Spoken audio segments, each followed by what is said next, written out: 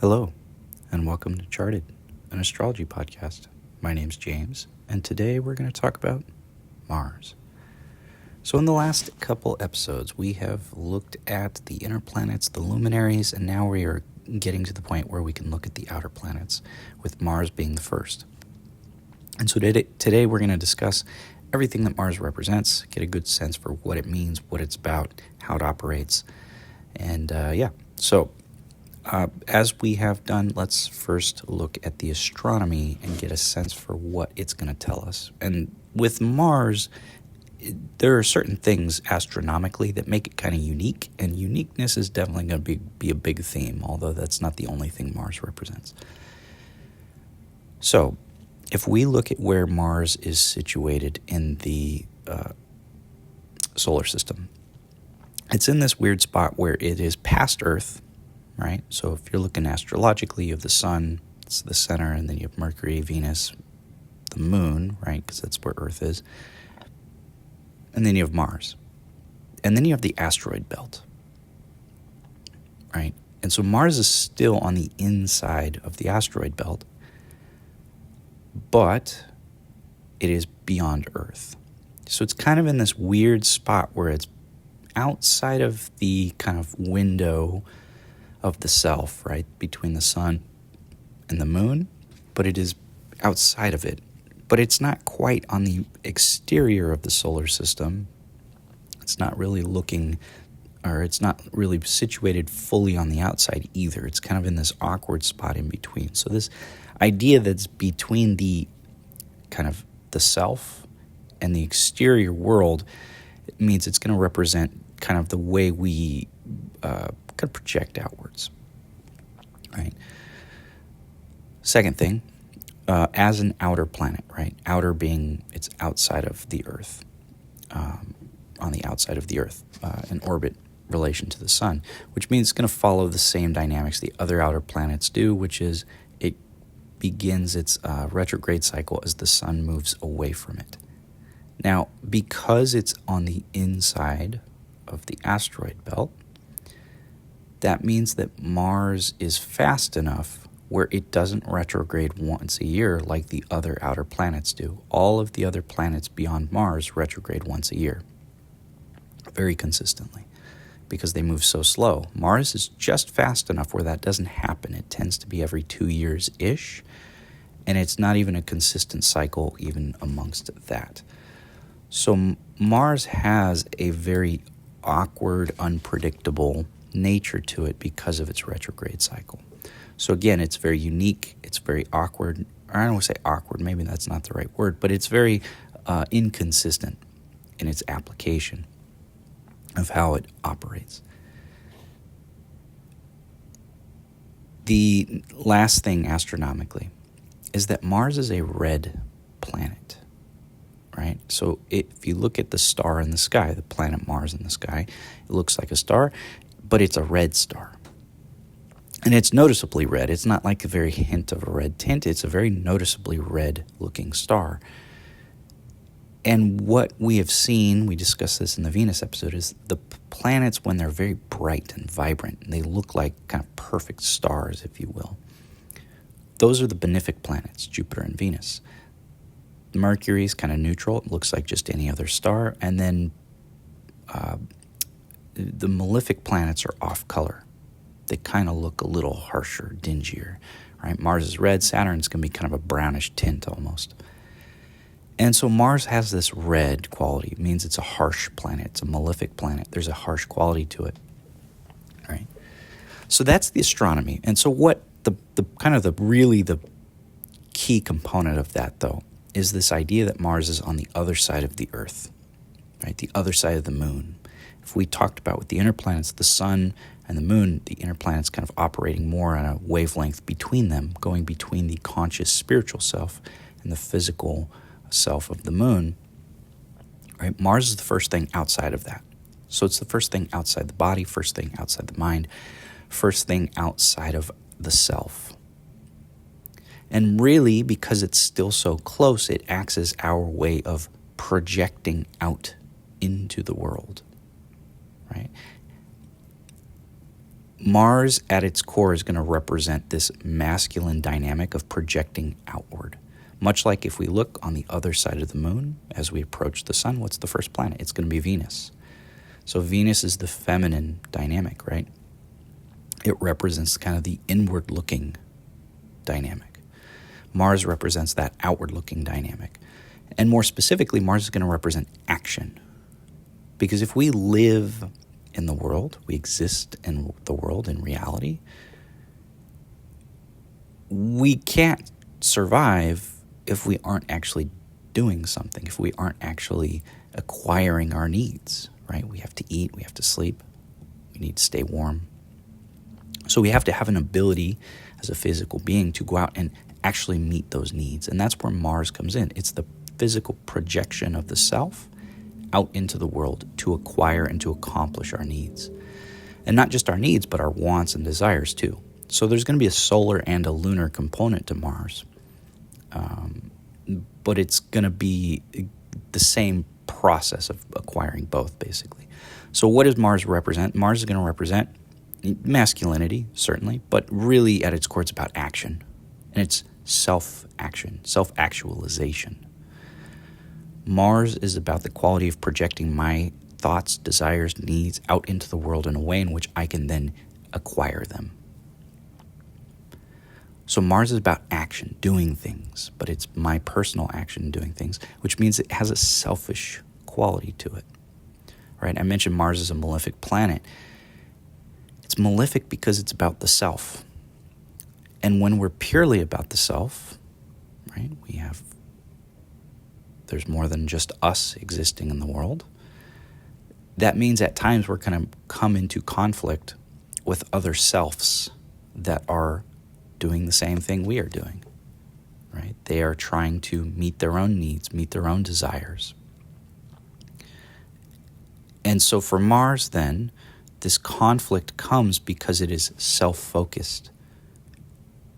And it's going to come into combat with other people, other things, nature, right? Whatever it's going to be, there is other things that are going to deter our own selfish wants, our own selfish desires, our own selfish needs. And so we have to fight to acquire them at times, right? And so that's where conflict comes in. This is why Mars is going to represent conflict. This is why Mars has a very harsh component to it, because it wants to get the things that it wants. And so it has the tools, that is the conflict, the aggression, right? That's the masculine principles, to be aggressive. What is being aggressive? It's to project outward, right? To put yourself in a stance that says, I'm going to project forward, I'm going to move forward, I'm going to initiate. That's a very masculine dynamic in astrology, and Mars represents that. To go out and put yourself forward so that you can get what you need, get what you want. So the lunar component is going to be about getting our needs, right? The moon shows us our needs, right? Emotional needs, physical needs, how we regulate. And Mars is about going out and getting those things. I want food, okay, I reach out and I grab it, right? I go to the fridge, I go to the store, I go hunt, I go farm, whatever it is, right? It's that ability to go out and do it. But the solar part of Mars, the sun is about the self and the consciousness, our will, and our kind of broad scope of what our purpose is in a lot of ways. What is our purpose in life? What are we trying to accomplish? What are we trying to do? Who are we trying to be? We can know that and be really solid in that, but if we don't have an ability to act on it, it doesn't mean much, right? It just stays kind of in the cosmos, stays in the soul, in the mind, whatever you want to say. And it doesn't actually manifest in reality. And so that's where Mars comes in. Mars kind of acts like it's like the hand of the king, if you ever watched Game of Thrones. Right? The king says, I have this order, and the hand follows it, carries it out. He's actually the one who does it. That's what Mars is about. It's about doing the will of the sun. So Mars is kind of a henchman, but he's a strong and effective henchman. So Mars is going to represent masculinity, it's going to represent action, and therefore it's going to represent conflict and aggression, because those are things needed to take action. Because as I said, aggression is simply the mindset of putting yourself in a initiatory, forward-moving stance, right? And that may be a mental attitude. It may be an emotional attitude. It may be just simply, right, you stand up. If you're sitting down and talking to somebody and you suddenly stand up, that's an aggressive move. Why? Because you're now projecting yourself forward. You're putting yourself in a situation where you're now looking to move forward to accomplish something, even if you're not trying to fight them or anything. But I'm just as an example.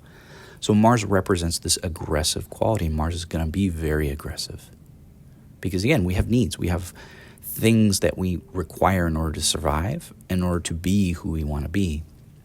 So we need that sense of aggression, aggressiveness to accomplish them. Because if we lack aggression, if we lack an ability to act, what happens is our needs don't get met.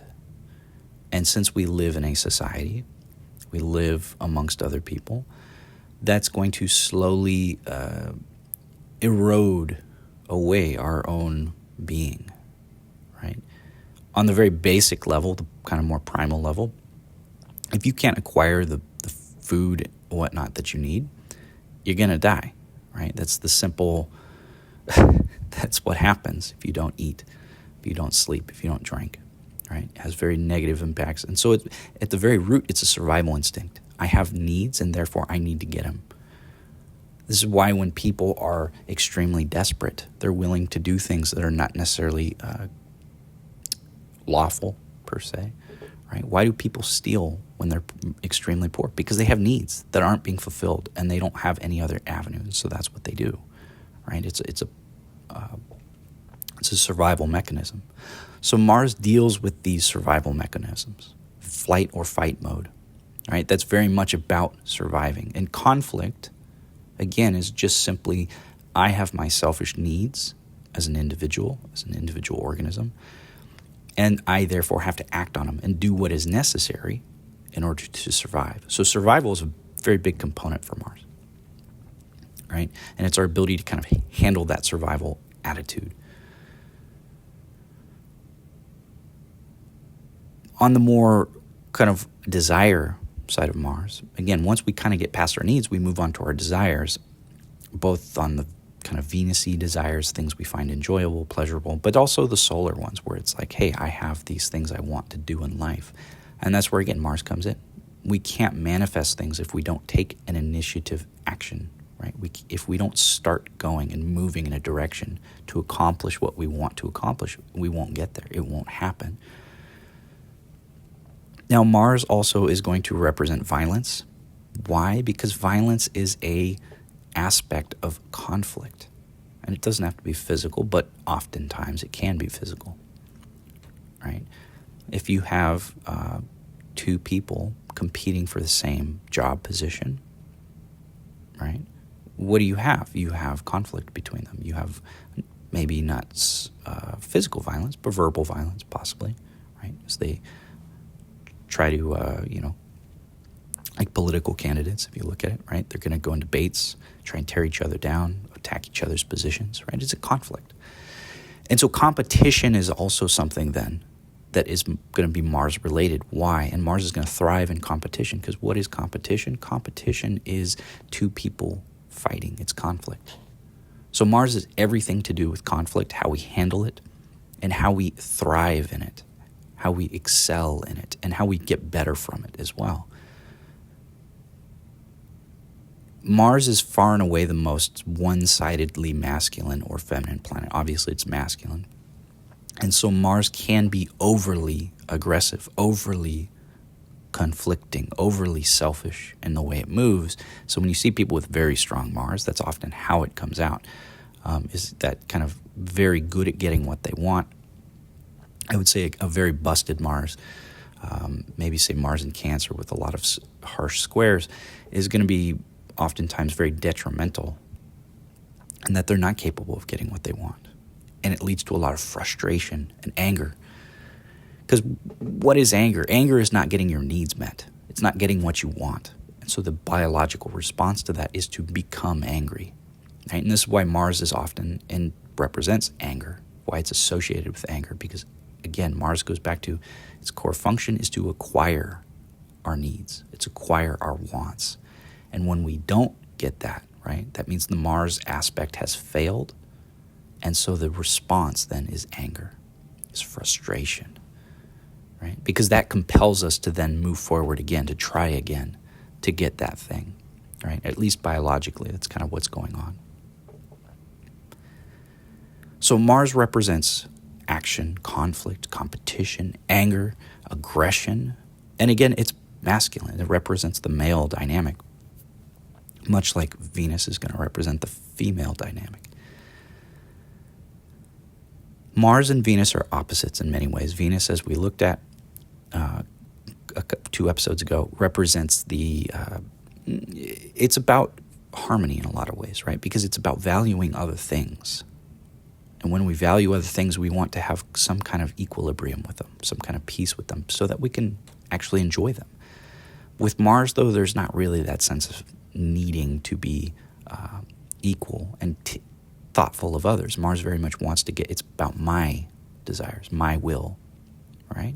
And that's totally at odds with other people.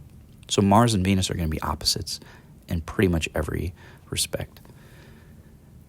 Now, what about this idea of kind of going out into the world? Well, obviously Mars is going to project outward. And so Mars is really how we move through life in a lot of ways. Different signs are going to have Mars as kind of more or less key to their how they operate, depending on what houses it's in. But Mars, the signs that Mars rules, really going to give us really going to show us in a lot of ways how we operate with Mars within our own life, within our own dynamic. So Mars is super important. One last thing, sexuality, libido, energy, right? Mars is going to represent those things too, because again, what are they about?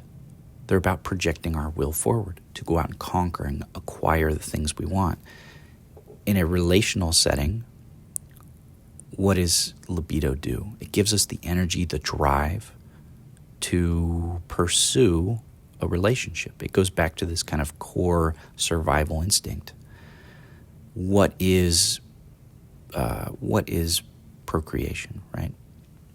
What is sexuality? What is that all for? It's for survival, not of just the self, but of the family, of the species, right, on a broader scale. So instinctively, kind of more at a very base animalistic side of us, we have these innate desires for sex, for procreation, right? That's why we have a libido. It's to drive us biologically so that we go out and make sure that we keep the species going. It's kind of the core function of why that exists. Obviously, it's fun, it's pleasurable, and we get to enjoy it with another person. And so there's certainly a relational and intimate side of it that comes into play, and that's where we see the moon and Venus kind of with that as well. But really the key component as far as Mars is concerned is it's kind of the more primal, the more animalistic side that just drives us to, compels us to want to have it, which is why Mars is going to represent that level of sexuality. Because again, it's the thing that's driving us to go get it, go do it. So Mars is going to be all very instinctual in a lot of its kind of ways it operates. It's very kind of the animal side of things, very brute. Now, what about the signs that Mars rules? Well, Mars is going to rule Aries and Scorpio. So let's talk about this for a sec. Aries is a cardinal fire sign. So it's got cardinal, which is about initiating change, right? Starting things. And fire, which is about energy, right? Motivation. So you have the sign of motivation and starting, ruled by the planet of action. Fantastic. Aries is tremendously oriented towards starting new things and getting them going and acquiring what I want really quickly. Aries is fast, it's hot, it's aggressive. It is the ultimate male sign. It is super masculine. So masculine, there is no feminine component that really matches that. And I'll talk about that in a later episode. I do want to talk about masculinity and femininity at some point in time. But Aries is hyper masculine, hyper aggressive, but it's fast and it's quick and it doesn't really hesitate or think about things. Because that's the other thing, right? If we want to acquire what we need, a lot of times it requires that we act quickly, that we act without hesitation. And this is why Mars, when it's at its best, has an ability to act, right, without thought. That's why it's detached from thinking. It's purely about action. It's purely about moving. And this is why we look at the planet itself astronomically. It's fairly quick. It's not as quick as Mercury or the moon, right? Those both are mental processes, and those obviously move very, very fast. But Mars still is quite fast for an outer planet. And so that speed allows us to get the things we need in a timely manner, get it in a time frame that allows for us to actually thrive and succeed and move on in life. So Mars has a hasty element to it. What about the uniqueness? I didn't really touch on that, actually. So I want to talk about that for a second. Mars is unique in that it's about our individual action. And as individuals, each individual is going to do its own thing. All right? There's an independence with Mars. When we're very martial, we tend to want to do our things our way because we're thinking of the self and my needs. And that's a very independent mode of being. And as individuals, we're always going to be different than other individuals. There may be similarities here and there, certainly. But on a broad spectrum, each individual is unique. We don't have the same makeup as some other person. We're all very distinctly ourselves. And so Mars is going to have that quality to it because it's about the self and the self's action, much like the sun is about the self. So going back to the signs, Mars rules Aries. Aries it's unique, it's independent, it lacks hesitation, and it just moves forward and gets things going really quick. But it's hot and it's fiery and it's ultra aggressive. It's a very masculine sign. The other sign that Mars rules is going to be Scorpio. And this one's kind of interesting. It's a fixed water sign, which at first glance kind of doesn't really seem to fit with Mars and what Mars is about. But if we think about it, if it's water, it means it's operating in the realm of the unseen, of intuition, emotions. And it's fixed, so it's going to hold on to those things. But what's it doing? It's acting as well, right? Mars. And so what you have with Scorpio is this sign that wants to act based on the emotions it's holding on to, right? So it's hyper motivated to get what it wants because it's got this emotional component that's driving it. Scorpio likes to fixate on things, right? And when you fixate on something, you really study it super well. And when you really study something super well, you figure out how to get it, how it operates, all the different things. And so with Scorpio, you get this Mars mindset that is about fixating on something, studying it, and finding the best way to acquire it. The difference between Aries and Scorpio in a lot of ways is going to be Aries is kind of brute force. It's the warrior that comes crashing through the door without hesitation, guns blazing.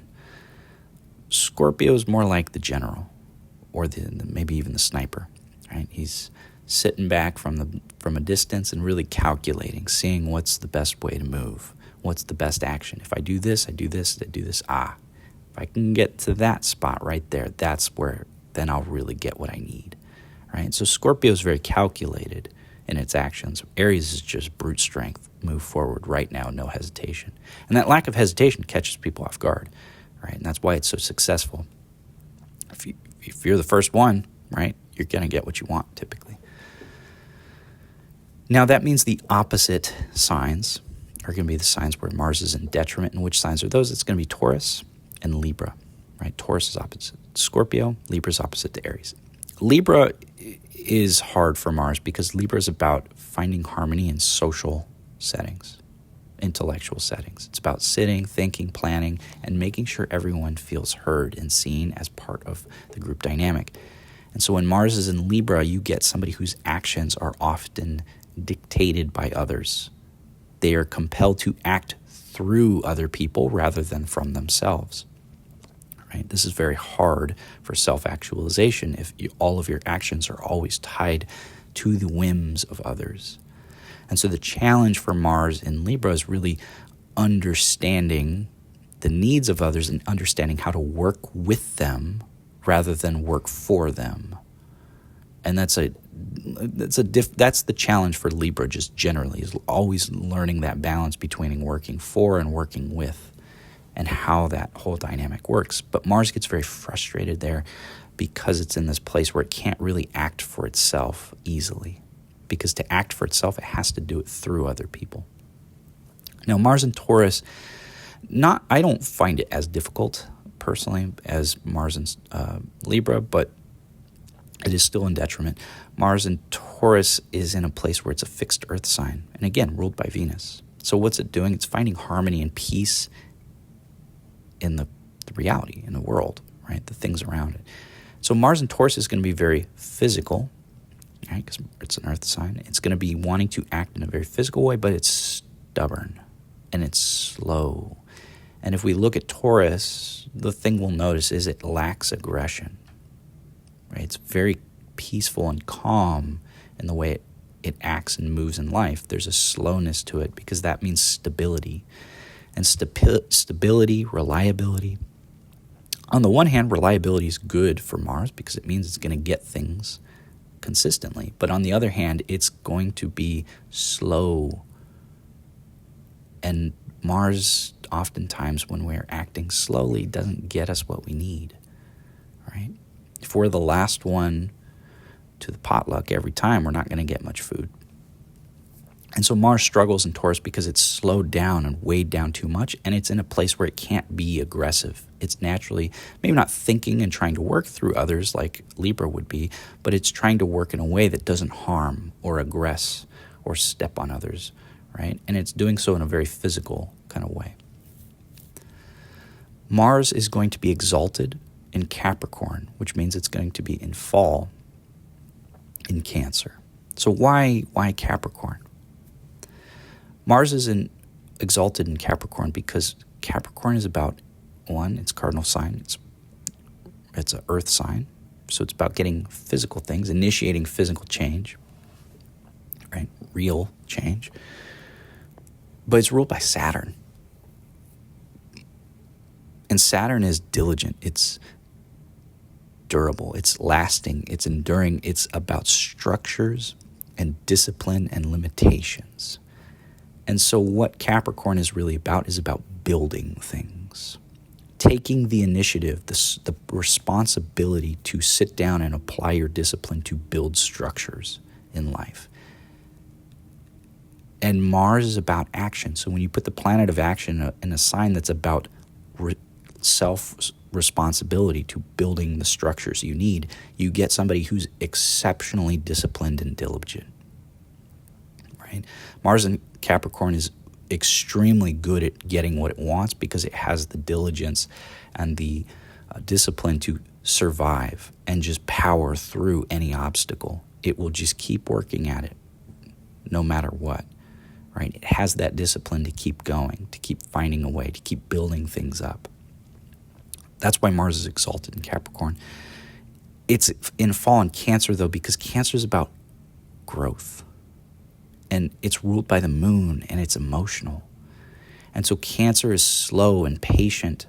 And Mars, again, it struggles in signs where it has to take its time. That's another aspect with Libra where it tends to also struggle. So Libra is a very slow-moving sign because it's waiting for other people. But Cancer has that same dynamic. It's waiting for something to grow, right? It recognizes that the things it wants in life just need to be nurtured, not really built. And so with Mars and Cancer, there's a lot of frustration because it's this constant rhythm of, I can't really do anything about this. I just have to sit and wait, or I have to sit and watch it. I can only act at certain times. Additionally, the moon is cyclical. It's changing constantly. And so the motivations for Mars and Cancer are always changing, right? There's constantly new motivations, different motivations. And so there's no real easy way to stay in sync with the task you're working on. And so Mars in Cancer really struggles and can be very frustrated placement because it has a very hard time staying on task over the long haul. And if you can't stay on task, if you can't keep acting towards the same thing, if your motivation is always changing, you're going to find it hard to actually get what you want, right? Especially when you have to take kind of such a slow, growth-oriented method of doing it. So that's Mars. As I said, Mars is going to kind of sum up from what we've looked at, Mars represents masculinity, means it represents projecting ourself, our force out into the world to get what we want. So it's self-actualization, and that therefore represents conflict, represents aggression, represents selfishness, anger, and violence, and it represents men and masculinity. So that's it for this episode. In our next episode, we're going to look at Jupiter, which is going to be the next outer planet. So I hope you enjoyed this episode. I am a professional astrologer, so if you're interested in getting a reading, you can contact me at james@jdastrology.com. And again, thank you for listening, and I hope you enjoyed.